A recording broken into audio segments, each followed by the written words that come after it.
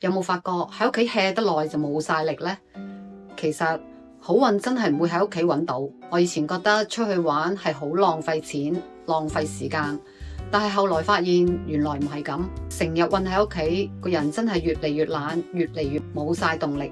有一次見到《黃帝內經》裏面有一句說話：久坐長肉，久臥傷氣。原來最正嘅休息唔係瞓喺度追劇，而係行出去大自然吸收下啲靈氣翻嚟。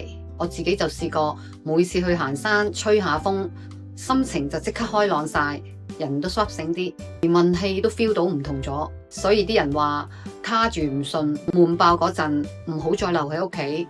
欠缺嘅其實就係走出去玩一下。外邊嘅世界咁大，好運喺出邊等緊你。你最近有冇出去 hea 下呢？